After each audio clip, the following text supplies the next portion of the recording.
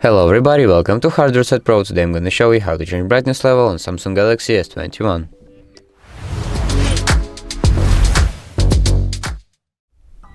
So basically there are two options how to change your brightness level on Samsung Galaxy S21.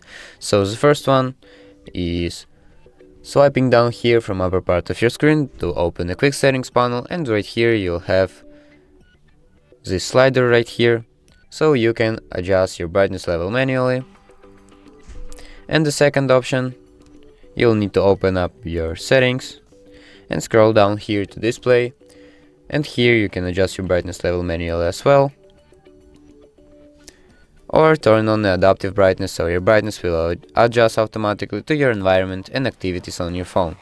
So basically that's how you change brightness level on Samsung Galaxy S21. So thank you for watching and subscribe for more.